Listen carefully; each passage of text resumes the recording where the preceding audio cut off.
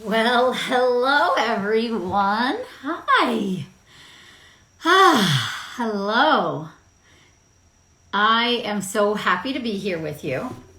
This is not my normal time, and I am coming to you live today to share with you a very special story of hope. These are stories that we like to bring to you from my clinics, from my online coaching programs, from my e-course, and it's different stories that we get to share with you of women who have overcome the odds, women who've been told that they couldn't get and or stay pregnant. And today, and for quite a few more days, like through the weekend basically, I'm going to be coming to you live either here on Instagram or on Facebook, so just keep your eyes and ears open if you want to join these live. And bringing on the actual clients so they can share their story. So I'm going to bring with you, you guys just saw her picture posted with her baby, her brand new baby girl laying on her chest. I'm going to bring you Miss Laura live with me now. And I'm gonna warn you, there's going to be some tears today, tears of joy. I already feel them welling up inside of me. So yeah, help us hold space for Laura and for her story. And thank you guys so much. Come on. I'm adding you in, young lady. Let's see. Is it working? Waiting for Laura. Okay, we're waiting. There she is. Hi. Hi. How How are are you? you? I'm so good. Thank you. How are you? I am doing okay. Thank you. Good. Good. It's so nice to be here. I know. So I promised, oh, there's Kathy saying hi, and Hi, Megan, she's Kathy. from my clinic. I told everybody that, well, you're our first live story of hope for this year. We're, August and September are our focuses every year, where we just share a ton of stories from the past year of women who have overcome the obstacles, and I'm already getting emotional, and got to take their baby home. And so Laura's our first one, and it's an honor to have you as always, my love. But why don't you tell everybody a bit about you and your story, and yeah, we'll get into the nitty gritty and see how it goes. Yeah, I told Beth, I said, Beth, I'm just warning you, I'm going to cry. So my story started about 8 years ago. I got pregnant naturally with my daughter, Jolene. I call her my first miracle. She's my first warrior. I had a pretty challenging pregnancy with her. I had hypermesis with her, was super, super sick, threw up, 20, sometimes 30 times a day. It was horrible for about 2 trimesters. I then, in my 3rd trimester, my body kept going into labor over and over and over again. They had to stop me from having her super early. And it was really scary, and nobody gave me any answers. And, they just kept saying, oh, this happens sometimes. But they were able to stop it. She was born at 35 weeks. She's perfectly healthy. She's amazing. She's 8 years old now. And, after she was born, I never really thought anything of it. I just thought, oh, it was a challenging pregnancy, and that happens. So about a year after that, Clay and I, my husband and I, decided we wanted to have another baby. We were ready to try for our second. And my whole life I had thought, I would have a family of 4, and, this whole dream. And it just wasn't that simple for me. I got pregnant right away and miscarried really early, miscarried at about 6-7 weeks. And, the first miscarriage for me was kind of just, I viewed it more scientifically. I just kind of thought, okay, well, this does happen sometimes. One miscarriage is considered pretty normal, if you will. So went to the doctor, they did all the tests, everything looked okay. So they said, yeah, you're okay to go ahead and try again. Had a second miscarriage right after that. And started to think, okay, well, that's a little abnormal. It's a little awful. And the doctors kept insisting that everything was fine and that I should just keep trying. I was perfectly healthy. Went on to get pregnant again. I gave myself some time to recover. Went on to get pregnant again, had hypermesis again. and miscarried. Let me think, how far along was I? I think it was about 12 weeks. So it was horrific. It was really, really devastating for me. It kind of And was that solidified. tested at all? Like, did you know if that was a normal Yeah, it was embryo or not? normal embryo. So lost the baby at about 12 Because the weeks. previous two weren't tested, right? Because they were so early. So we The didn't have. second one was tested. The first Okay. one wasn't. The first one was too early. Second Yeah. one was perfectly normal. Third was perfectly normal. Um, and they couldn't give me any answers. They just basically kept telling me, oh, now that you've had 3 miscarriages, let's start working with a reproductive endocrinologist. So I consulted with an RE after my 3rd pregnancy, and his theory was that I was low on progesterone, which, obviously does happen. But he never actually tested my progesterone. He just assumed this and went on to get pregnant. Again, super easy for me to get pregnant. So got pregnant 4th time, treated me with progesterone and oil, had ultrasounds. I want to say I was having ultrasounds like once a week, very regularly. Everything looked great. Everything looked perfectly normal. And then I lost that baby as well. So I was at a huge loss. I was devastated. I really thought, that working with an RE was going to be the solution for me. Yeah. I thought that progesterone was going to be the solution. These were all things that my doctors were telling me. And after that, I realized that I couldn't trust them. It was a huge revelation for me. I was super angry. I was pissed off at everybody, myself included, pissed off at God, pissed off at the whole world. And then I joined a support group for recurrent loss. And within that support group, a lot of women were talking about this kind of miracle doctor, Dr. Jeffrey Braverman. And I live in Florida. He was based in New York. And at the time, I was like, he's in New York. I don't know. I just felt very cautious. But over time, I felt my courage building and I felt more encouraged. And he kept popping up. And it was kind of like the universe was just guiding me to this man. Yeah. So I set up a consult with him. And he said to me within minutes, you have endometriosis. And I said, well, my mom had it and I don't know. I said, I've asked a lot of my doctors. They've all told me, no, you don't have that. You're fine. Did you have any symptoms, like period-wise, your menstrual cycles were fine and everything, right? The only symptoms I had, Aimee, were recurrent miscarriage. And when I would have an ultrasound, the internal ultrasound, it was uncomfortable, cervical discomfort. Okay. But other than that, no, I didn't have any issues. I didn't have pain or, looking back, I did have pain, but I thought it was normal. Yeah.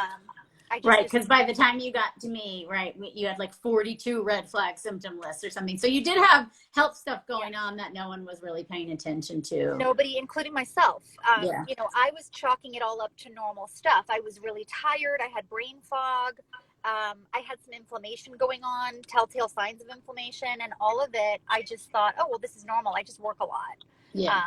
Modern American woman working my butt off, thinking, this is just par for the course. So Dr. Braverman said to me, I need you to come up here. I want to see you. I want to work with you. I want to meet you. I can totally help you. And I got off the phone with him and I was just, I felt as if it was some type of divine intervention. I felt very called to join him, to fly up there. I booked a flight pretty immediately. I set up my appointment with him. And when I got there, he said, he ran some tests. He did an ultrasound and he said, I just can't believe this. You have PCOS. And I had never even heard of PCOS. And I'm like, what the heck is this? And so, he explained. And at this point, you've already seen like your gynecologist, another reproductive endocrinologist, and no one's given you a diagnosis of this. No diagnosis. And at this point, I had gone through 3 OBGYNs, a reproductive endocrinologist, and, none of them had even considered this. They didn't test for it. They didn't look for it. And did anyone ever have you do a miscarriage panel after like that second loss? Yes. Yeah. Yeah. And nothing came up. All of my labs looked quote unquote perfect. Yeah. My AMH was really good. My FSH was really good. In fact, they multiple times remarked at how excellent all of my lab results were. thyroid panel, all of that looked really, really good.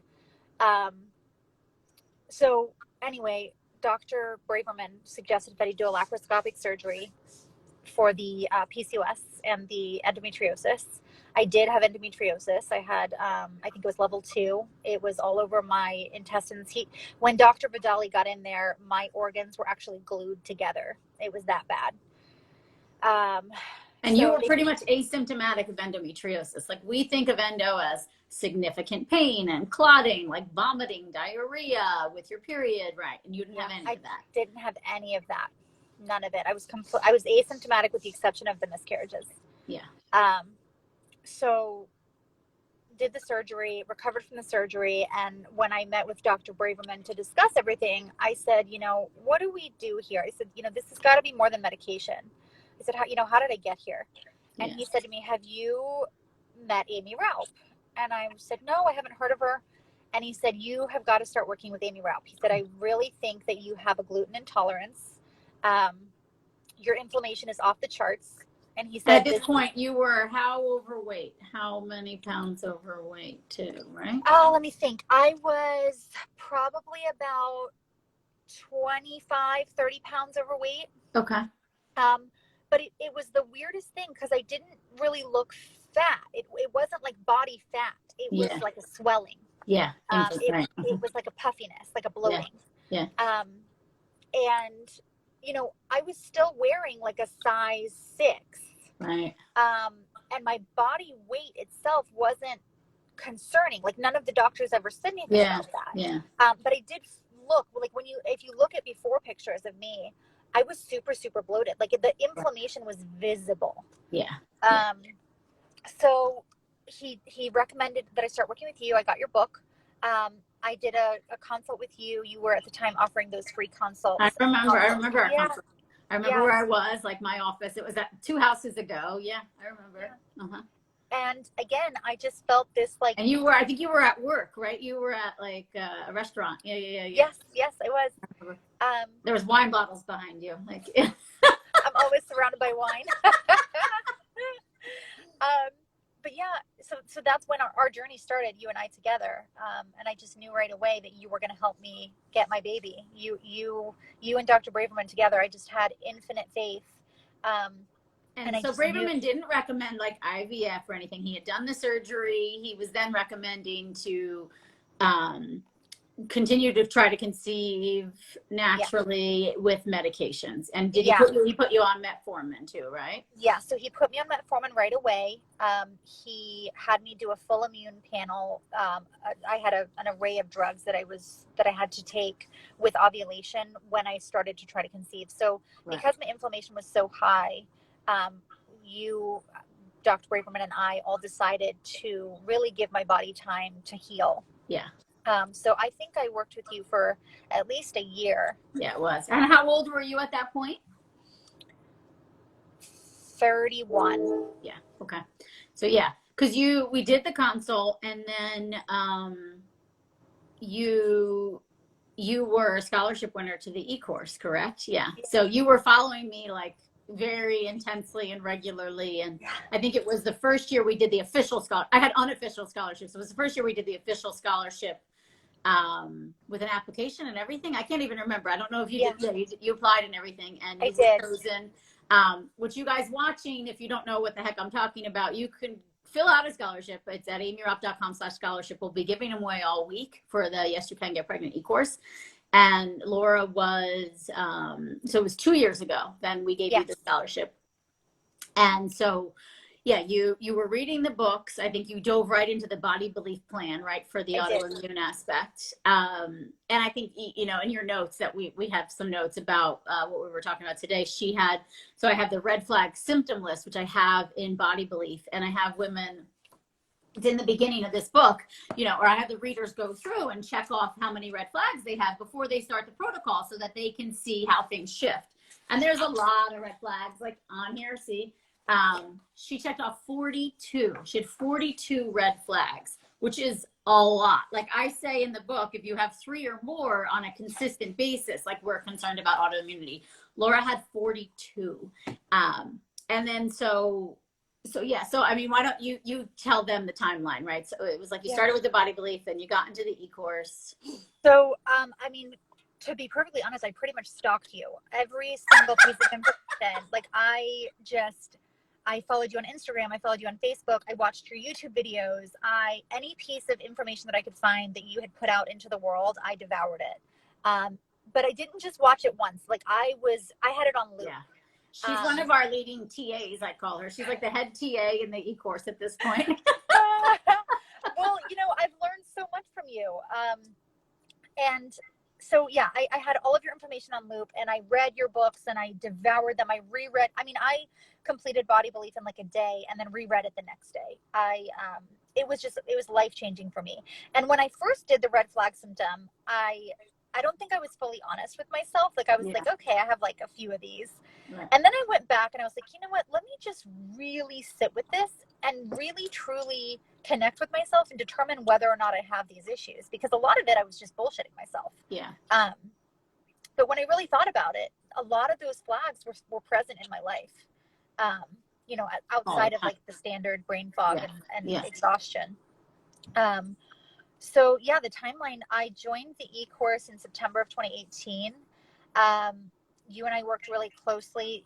For those of you who don't know, Aimee's e-course, you literally get office hours with her every single week. You are able to ask her any questions that you want. You have a full hour with her every single week with the other girls in the group. But it's literally like one-on-one coaching with her. It's amazing. Because we never coached one-on-one together too, which I think is important for everybody to know, that like Laura is a huge self-starter, but like you just took all the information in, and then she took advantage. I mean, she took advantage of how I basically built the course of like, here's all the information, just dive in and do it. And some women need more of the one-on-one style, and that works for them, and that's great. But you never needed all that. You took advantage of the e-course office hours, and the office hours are where the weekly live Q&As with me, and the group support. I mean, and then all the books and all the other information, you just dove right in. Well, you make it so easy. Well, I don't want to say it's easy, because I don't want people to think that what I did was easy. It's not. It's really not. But you make the information so accessible that a person can jump into that e-course and start making changes that day. Yeah. You can do the same with your book. You can read your book and start implementing that new lifestyle that exact day. And that's the biggest thing I've found. I've met so many women on this journey, and there's always a reason. Oh, I need to wait because I'm going on vacation next month, or I need to do this because, and honestly, you just have to start. You have to jump in. You have to prioritize yourself. I mean, that's it, and prioritize your family making, right? And, for sure. And that's what it was. That's what it was for me. It was a goal. I looked at it as, okay, what do I want in my life? I want to be the healthiest mom that I can possibly be for my current daughter. And I want to be able to provide a safe and healthy place for my future children to come and to stay. So tell us the rest. So you dive in. How long are you doing? So you do the body belief protocol, you do the purify. How long did you, and then you went into the reawaken phase, which you guys can learn all about this in my book, Body Belief. But you stayed in the early reawaken, I want to say, for months. Forever. Yeah, forever. You're still there. So what I did was I started your program. I was still seeing, I got a new reproductive endocrinologist who was recommended by Dr. Braverman. He's phenomenal. He was very familiar with the autoimmune protocols. The man was so interested in my case that he actually bought your books, Aimee, and read them. Oh, that's right. You told me about this guy, right? Yeah. Because he really wanted to understand, and help me. So I started seeing him at the same time that I was doing your program. And a couple months into me doing Body Belief, the RE did an ultrasound and we found a cyst. Right. And I asked you straight up, I said, how do I get this cleared? And you said, you got to live in Purify. Right. I did. And I did. I lived in Purify for 8 months. And castor oil packs, right? Purify and castor oil. Yeah, that's what I did. So I did everything you recommended. And that's the thing. I truly I believed you. I had faith in you. And I took what you said seriously. I've seen what you've done for other women, and I didn't take that lightly. Yeah. I did the acupuncture. I did the castor oil packs. I took all the supplements that you recommended. I did all of my labs over and over and over again to make sure that everything was working. Yeah. And, you know, aside from all of those pieces, I really worked on the mental and emotional stuff that you preach. And that was huge for me. It was huge. I had to to forgive get over myself. the trauma. Yeah. Just came through. Sorry. Oh, that's okay. But that I think was the biggest thing for me. You know, I didn't struggle too much with the diet or following your recommendations. I know that a lot of people do struggle with that because it isn't easy. It really isn't. I struggled more with forgiving myself and grieving, you know, processing all of the loss that I had. So, but yeah, I was in Purified for 8 months. I redid my labs at the end of that, and they looked beautiful. And you and Dr. Braverman both gave me the green light, and I was pregnant the following month. Yeah. And I was terrified. I know. Well, and that was like, so, but all the emotional work. So I think we should talk about that a lot too. Where do you feel? I mean, I think you were so, and still are active in the group, in the secret Facebook group. And I feel like that was a huge support system for you, right? I mean, I know you made some amazing friends, and they're still some of your closest friends, right? And I can't even begin to explain how impactful that group of women is. They're so strong and they're so brave. And they truly, you know, if I ever doubted myself or struggled, they lifted me up and they held space for me, and they reminded me every day that I was so capable of doing this, and that I was worthy. They helped me to forgive myself.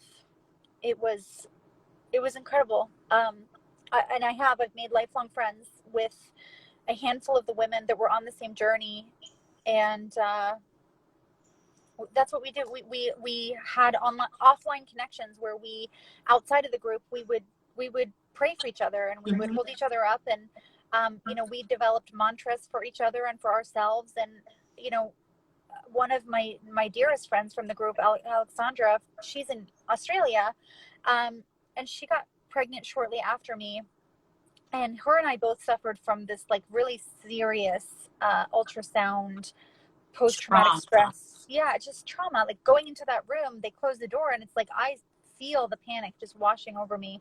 But her and I, we had this thing, and Courtney too, who's another one of the girls that we were really close with, and Kathy, we had this thing that we would say to each other and for each other during the ultrasound. We would say out loud, I'm never going to have another bad scan again. I'm never going to have another bad ultrasound, and everything is going to be perfect, and everything is exactly how it should be. And we've all done so much work to create this beautiful environment for our children, for our babies, and it worked. And for all of you, every girl you just named, it worked for all of you guys, which was and I'll have Courtney and Alexandra this week as well live. And I was thinking about Kathy, of course, we did last year, but I was thinking about messaging you, Kathy, and seeing if you wanted to come on again this weekend and tell your story again.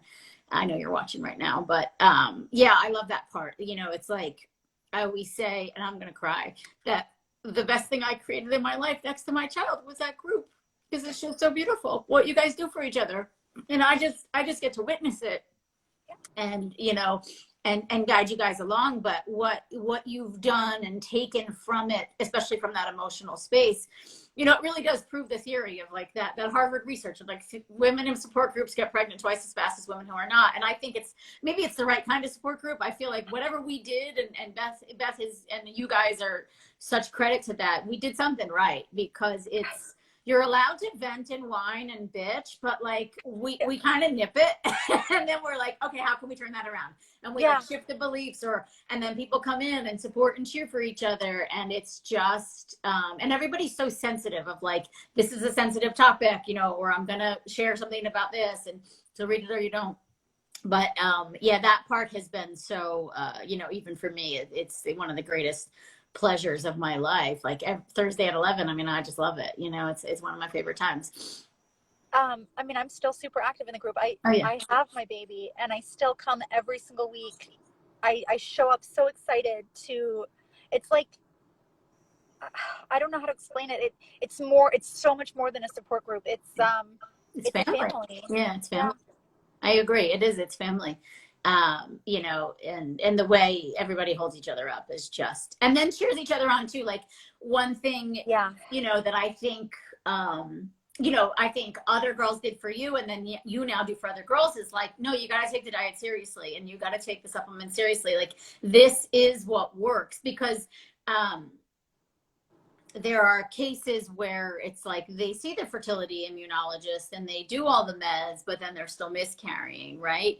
And so that's another piece where the diet does really come into play, which is where, Dr. Braverman and I formed our bond because he just started seeing that, that the changes I was implementing in his clients, we're getting them there faster. And he didn't, he didn't quite understand it. He was too busy to totally understand it. And he was just like, so Aimee, just take the lead on this. And I mean, my labs speak for themselves. For somebody who maybe isn't as capable of seeing the emotional side of it or the purpose of it from that aspect, just look at my numbers. Yeah. My inflammation went from a 95 percentile to almost non-existent. Yeah. Over the course of 8 months. That's insane. That's insane. Yeah.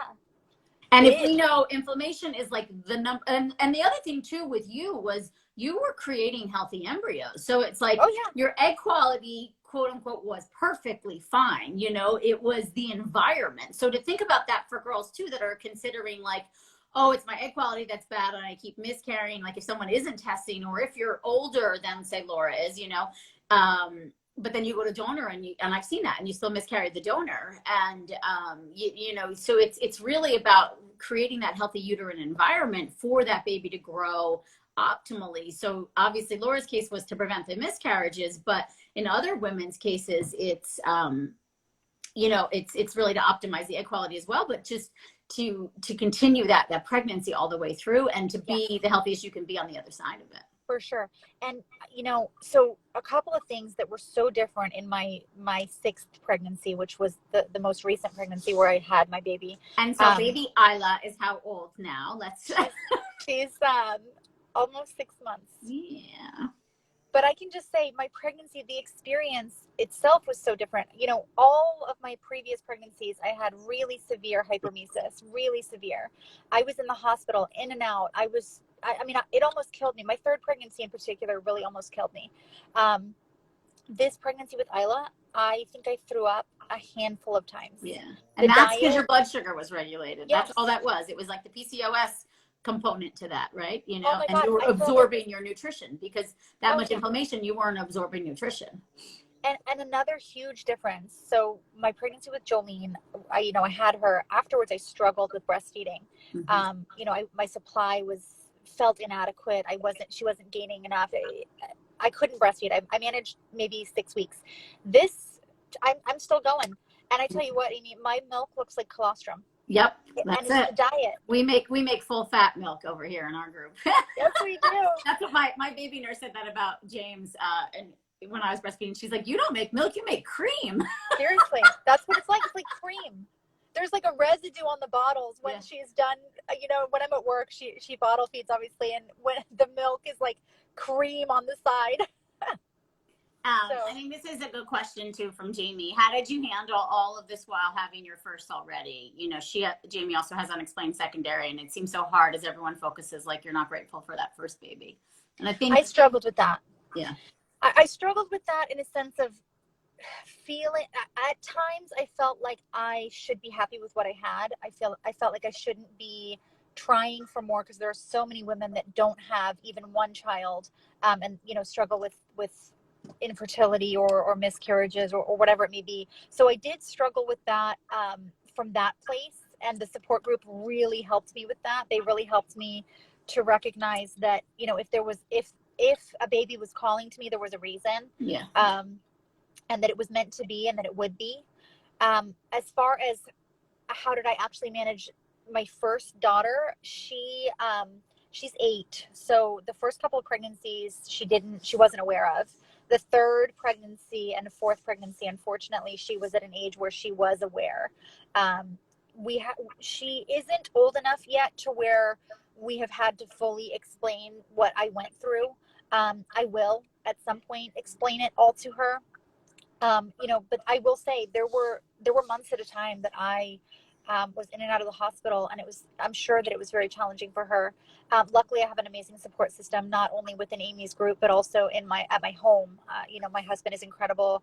My parents are incredible. They were instrumental in helping me navigate that.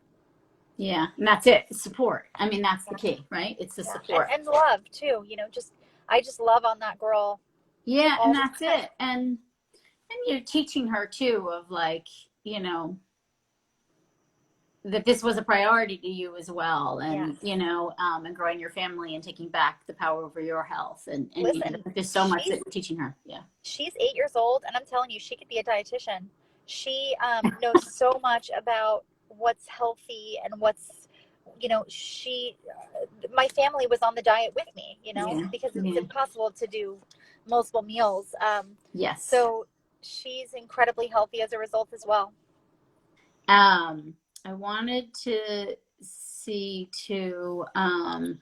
So over the period of time, 11 specialists you saw, Yeah. right? That's all your gynos and the REs, and then um, Isla was born in April. Forgiving yourself was the biggest struggle. And then I guess to haha, my 7-year-old too has learned so much. You guys are cute. Great. How many people are in the support group? So right now I think we're at like 200 and something, but you can only get into the support group by joining the e-course, which you're going to be getting more information about over the next couple days. So you'll see, just stay tuned here. If you haven't taken advantage of the free Egg Quality course, I think that's a really good introduction to how I teach and how I work. Sign up at aimeeraupp.com/egg course. And so, yeah, I mean, I guess too, for you, what would you say are some big takeaways, like what you've learned from this journey? And I know you're kind of eager. I don't know if we can share that right now too, but like to dive back, you're ready to do number 3. Like I'm trying to slow her down. She's like, when can I start? Amy's over here like, girl, give me a moment. That body, we just a couple more months. Yeah.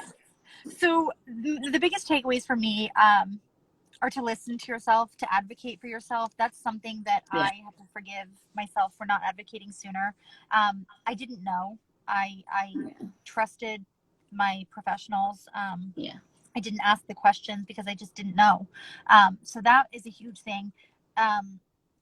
You know, grief is continuous. I think a lot of women are expected to have a miscarriage or have something traumatic, whether it's, their doctor telling them they have low AMH or whatever it may be.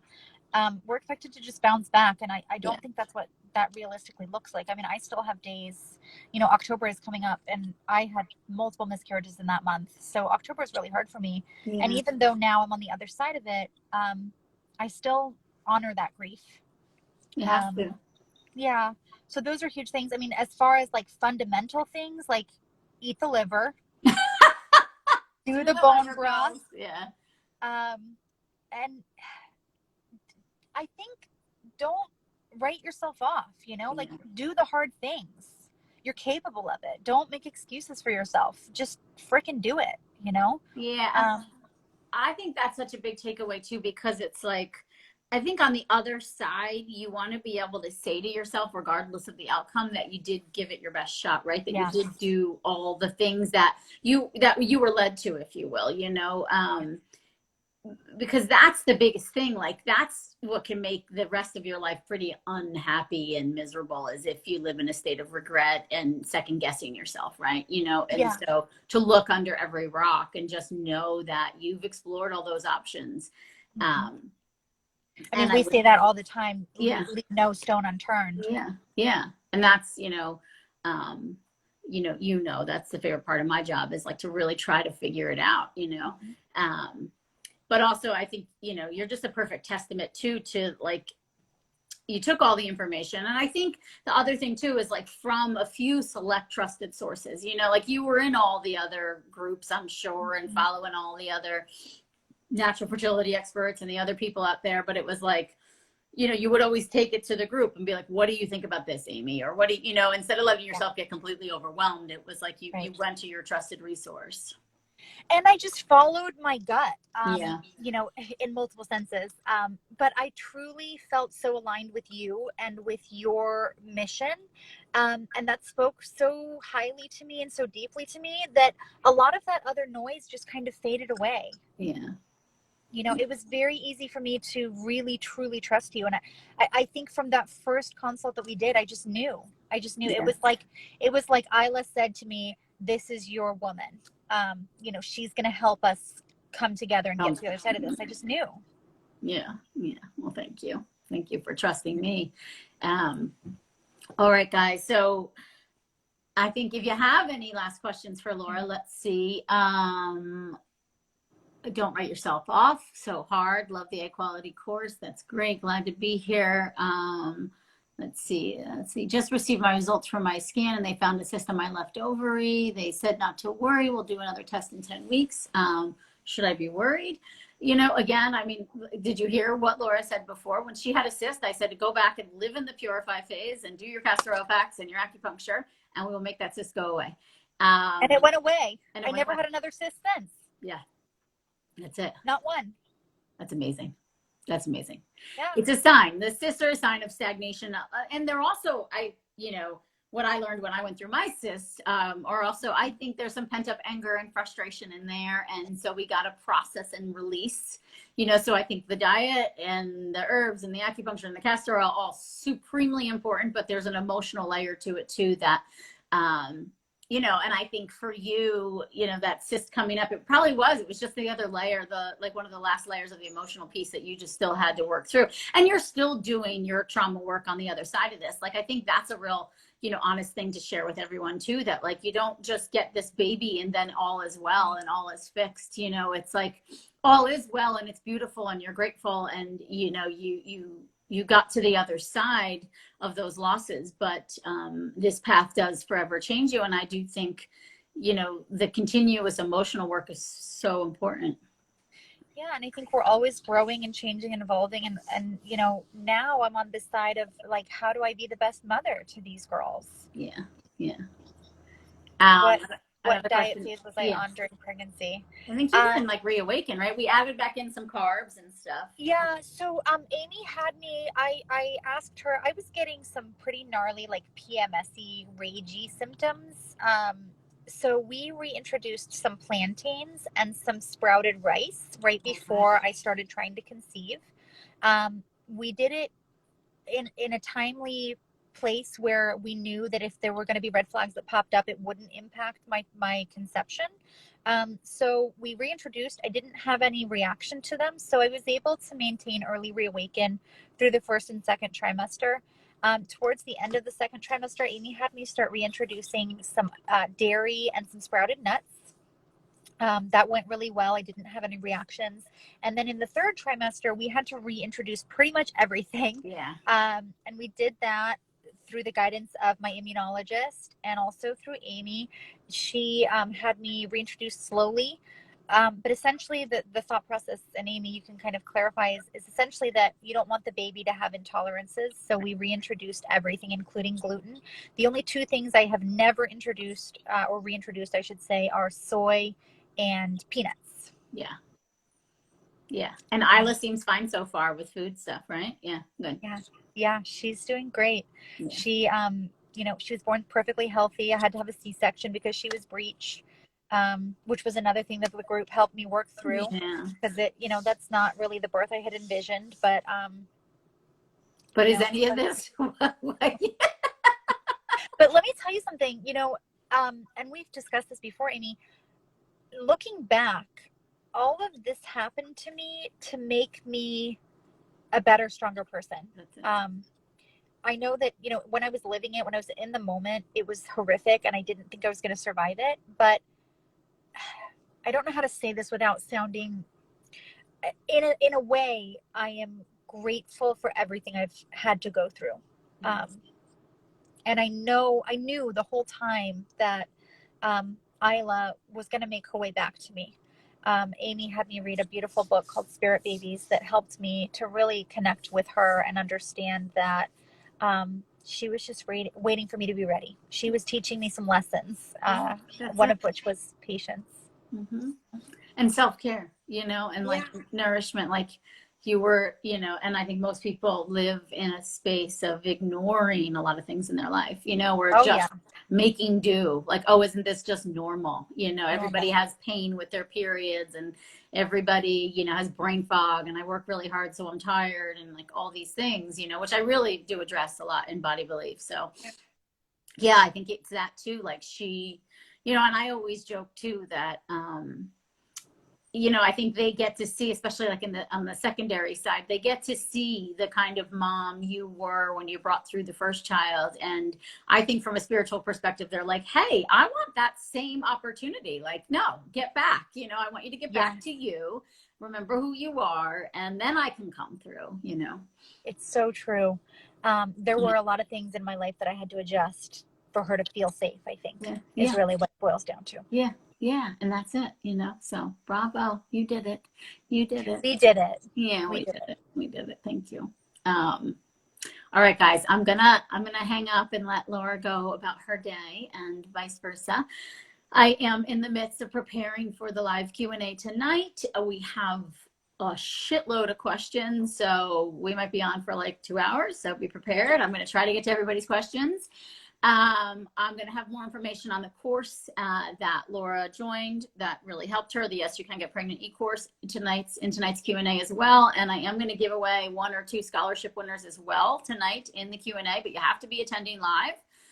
So if you didn't sign up for the egg course yet, you got to. So aimeeraupp.com/egg course. And then on that page, there's information, or we email you information on how to fill out the scholarship and also how to submit your questions. Okay. Yeah. I just want to say one more thing. Yes, anything. I was an e-course scholarship winner, and I was so grateful because at the time I was financially stretched after seeing Dr. Braverman. But I can say that retrospectively, there is not an amount that I wouldn't have paid for that opportunity to be in that group and to have access to all of those beautiful tools that you've put together for us. I think it's what, 1,300? Yeah, like 12. It's worth. Oh my God, I couldn't even put a number. There isn't a value that encompasses what that course is worth. Thank you. So if you're considering it, do it. Find a way to make it happen, because it's so much bigger than fertility. I'm a new woman. Aimee has quite literally saved my life. Oh, and then you get Laura as your TA. We're gonna give her an official role soon, I promise. Give me a little name tag. Yeah, we're gonna give you. She is though. She comes in. Her and Beth, they go in and they answer questions for me half the time. Yeah, no, thank you for that. I agree. In the beginning, I don't know that I saw all the value because it was brand new and putting it all together. But over the years, as I've grown and evolved, and as I've added to the course, and as I've seen the group and what you guys bring to it, I agree. And half the women in there, it saves them the cost of IVF. So it's like, it's so priceless. I mean, you would have been doing IVF had you not even discovered Dr. Braverman. That's where, and you would have, sadly continued to have more miscarriages too. Oh, absolutely. IVF wouldn't have made any difference to me whatsoever. Yeah, I know. And to be honest, I don't think that the immune meds would have made any difference to me whatsoever if I hadn't addressed all of the emotional and physical inflammation. Well, and that's like Sharon, who's in the group, right? Sharon with Baby Jane, and she did a live with me last year, and she, on the immune meds, when she finally found Braverman, she still miscarried, and it wasn't until we did the diet and the lifestyle that then she carried through. You froze on us, but here you are. And I've seen that before too, where the miscarriages happened even on the meds, and so. Okay. All right. Okay. Thank you. I love you. Thank you. And thank you for that email you sent me. She sent me a beautiful quote on trauma. I still have it unread because I want to fold it into something somewhere, but I love it. And that's also just, it just speaks to the level of work that you do as a human now, and like just how much more in touch you are. And that's it, that's what your children want of you. They want you to be that woman, so to raise them, you know. And I think Yeah. that's so much of what I see, you know, in my work is, and you hear me say this all the time, it's not about that positive pregnancy test. It's really about you stepping into the powerful woman that you need to be to raise these children, right? You know, Yes. and to have the best life that you can live and that you deserve. That's where it's all encompassing, and that's where it is, I think, absolutely priceless. You know, Yes. what It's nothing short of changing the world. yeah, that's it. No, and it's just one baby at a time. That's it. One mom at a time, really. But One miracle at a time. that's it. That's it. That's what we do. That's it. Okay. Okay. All right. Thank you, my love. Love you. Love you. And I'll talk to all you guys later. Ciao, ciao, ciao. Okay. Bye. Bye.